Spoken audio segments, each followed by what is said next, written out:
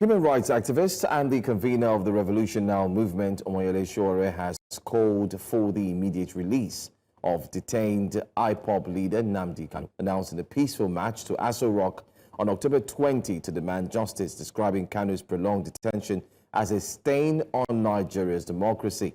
Former Vice President Atiku Abubakar backed Sowore's call, condemning the federal government's continued defiance of court orders granting Kanu bail. Atiku described the situation as an open sore on the nation's conscience, insisting that Kanu should either be released immediately or given a fair trial. However, the presidency has criticized both Sowore and Atiku, accusing them of attempting to politicize an ongoing legal process. Government spokespersons warned that mobilizing public protests while the case remains in court could undermine judicial integrity. The Federal High Court in Abuja recently adjourned Nnamdi Kanu's trial to October the 16th, pending a medical assessment by the Nigerian Medical Association. The court had earlier dismissed a no-case submission, ruling that Kanu must open his defense in the terrorism-related charges brought against him. Join us now for this discussion of Breakfast Central this morning is the convener of Revolution Now movement, Mr. Omoyele Sowore. Good morning, and thank you so much for joining us on Breakfast Central this morning. Thank you for having me. Now, Mr. Sowore, you described Nnamdi Kanu's detention as a stain on Nigeria's democracy. What do you think his continued incarceration says about the rule of law and human rights in Nigeria? And why do you choose to embark on this planned protest for October the 20th? Well, the detention of Kanu has lasted 10 years. If you disregard the interregnum of when he fled the country after the military invaded his house when he was granted bail, and he was then brought back from Kenya, kidnapped, and another set of trials started. And we all know that one of the tenets of justice is a speedy, fair trial in all cases, but this hasn't happened in Kanu's case because there was no trial going on. It's just theatrics, and we as people who understand and have fought for and had tried our best to sustain human rights in this country, no matter how difficult it is, have a duty to let the country know that this is sad development in our body policy, and we can't continue to pretend that Nnamdi Kanu is undergoing trial. We know this is not trial. This is not prosecution. This is persecution. And that is why we're saying this should immediately be terminated and Nnamdi Kanu be released to rejoin his family. That is our goal. And we have spoken a lot of times about this, that it's just a waste of Nigerian resources, energy, and emotions to keep Nnamdi Kanu detained, spend a lot of money to take him to court to go and seek an adjournment, and all the razzmatazz that's become the shameful outing on the part of the federal government. It's very insensitive, it's inhuman, and it's unfathomable that we continue to pretend that there's nothing wrong with this. All right. First of all, let's also look at it this way. What do you make of the dismissal from the presidency regarding the planned protests? Well, you know, the presidency or the security agencies in Nigeria have a default position on protest, knee-jerk reaction. And they won't even look at it at all. They just say, oh, you know, the protest is unnecessary. Don't forget that people who are now in the presidency made a career out of protesting against what they used to call injustice. So they're now the new perpetrators, and we don't. I'm used to them dismissing protests. It's a mental strategy to just make people feel like no protest is necessary to address issues. So there's nothing to it. Now, Mr. Sowore, you've been, let's talk about Alhaji Atiku's public alignment with your position. It has drawn both praise and skepticism. Do you see this as a genuine movement of political courage when figures across divide stand up for justice? Or do you think the political class only invokes human rights when it suits their agenda? What do you make of Alhaji Atiku Abubakar's alignment with your position on this Nnamdi Kanu matter? Well, when I announced this, I think I made it public that I'm going to set aside my political differences with some people, and I'm reiterating the same. And it should be on record that this is only regarding Nnamdi Kanu's release, the struggle for his release. I have reached out to many people, and I did reach out to Atiku through his aides and said he should come on board.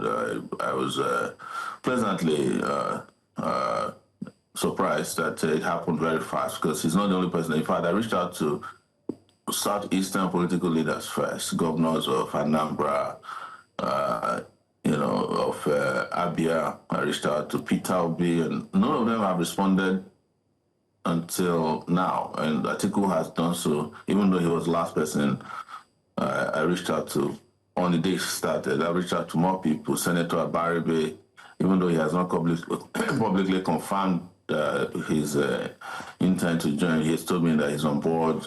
I'm going to reach out to more people. In fact, I've also tried to reach out to Goodluck Jonathan, former president of Nigeria, to take a position on this.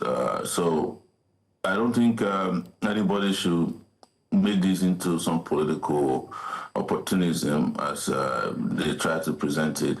I want to believe that Atiku is old enough, is a former Vice President of Nigeria. He took this position having convinced himself that it's the right thing to do. But it's natural and expected that there will be pushback against him, that people will call him all kinds of names, just like they did to me. But he's not the first Vice President to engage in stuff like that. When Alex Ekweme was alive, he was one of the people they call G34 that took a position against Abacha's regime.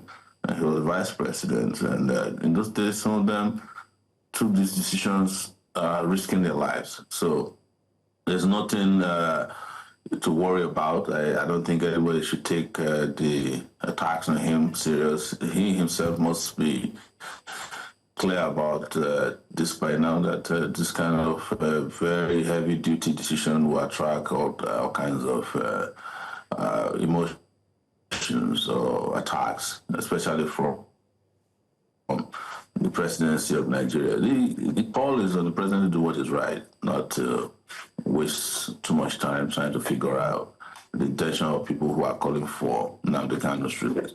I can tell you one thing: if Tinubu were not to be president of Nigeria today, he probably would have latched on Nnamdi Kanu's arrest and detention. So why do you think his release as well? So why do you think he's not doing that now? Is it because of a political career that he needs to save, or is it because of the forthcoming elections, or do you think he would just rather want to stay away from it completely?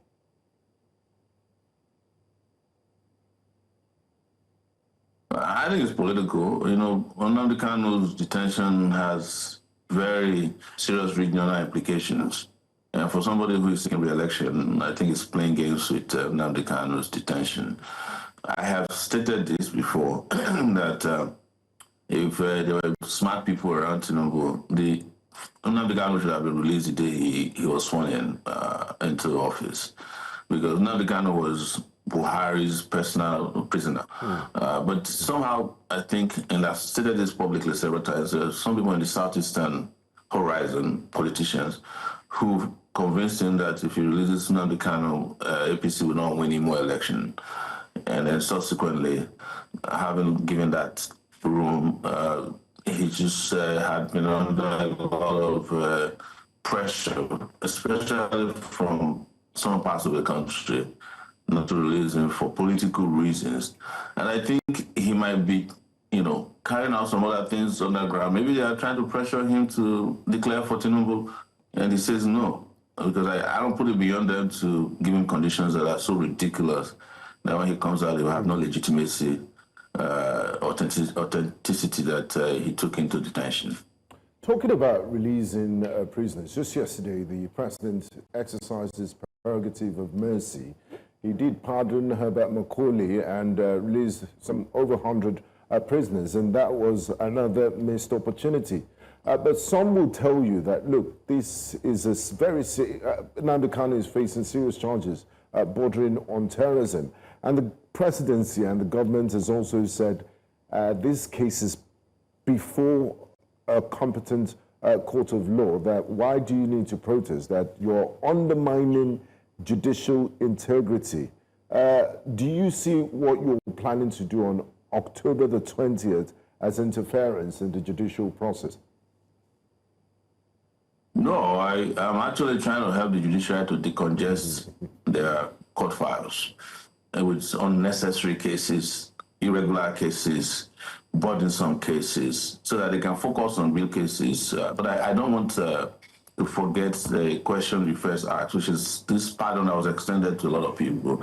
If you look at the list of pardoned persons, Herbert Macaulay, I had to Google or had to ask Grok on Twitter yesterday, what was Herbert Macaulay's offense? It was an offense he committed in 1936 or so, accused of fraud by the colonial masters who are no longer here with us. So if you can go that far to pardon somebody, or Nnamdi Azikiwe, you pardon a cocaine pusher who is on life sentence, you pardon an alleged coup plotter, Vasa, those are grievous offenses as well. You pardon a former House of Rep member who was accused of collecting on tape. So you can as well just discontinue Nnamdi Kanu's trial immediately. I'm not seeking for pardon for Nnamdi Kanu. There's nothing to pardon here. We are asking for them to discontinue this sham trial, or commence, some very realistic dialogue and bring about national healing and national cohesion, because nobody has forgotten that this is a sensitive matter, that the people of the Southeast always feel that whenever they come to Nigeria to fight for justice, they are coming with deficit, whereas other Nigerians have better advantage. If you are in dialogue with bandits and you allow them to bring their guns and their ammunition to your dialogue and you take selfies with them, if you grant amnesty to terrorists and reintegrate them into the Nigerian army, if you give pipeline contracts to Niger Delta militants, there's nothing wrong with letting Nnamdi Kanu rejoin his family. That's the position. So to now, and I think you should have listened to even Femi Falana yesterday. He was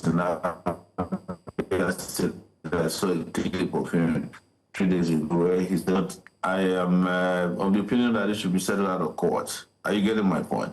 So, point is, there is nothing to this trial. There's I'm helping the courts. You know, I go to courts regularly, and even though I'm not a lawyer, I can tell you when a case is frivolous. Anytime you find a case that there's a struggle to prosecute, just let's drop the ego and end the shame. That's my call. All right. I'd like us to go on a break, and I'd like you to please stay with us. We'll go on a quick break. When we come back, there are a few aspects we need to touch on. Recently, we saw you again with the police officers, and we heard a lot that they said, how they used to follow the politicians to go get money, and now they're struggling, they cannot pay again.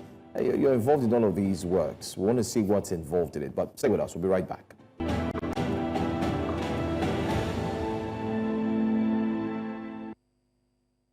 Thanks for staying with us here on Breakfast Central. We have with us the convener of Revolution Now movement, Mr. Omoyele Sowore, who's still here with us, joining us via video conferencing. But before the break, I talked about, we're discussing about Nnamdi Kanu as well, but we want to focus on the police officers, retired police officers, of which you have been part of. And PENCOM has come to the fore again.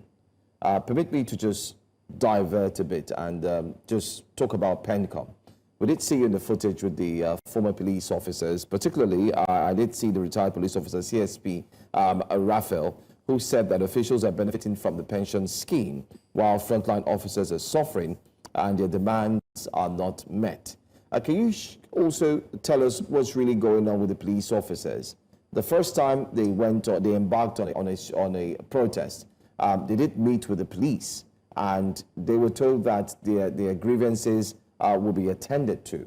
And now it seems like there's a second leg, there's a return. What's going on with that? Well, it was because their grievances were not attended to. Their demand was simple. These retired police officers, and I dare say serving police officers too, they should not bury their head in the sand like ostriches. They want to exit from what is known as a contributory pension scheme,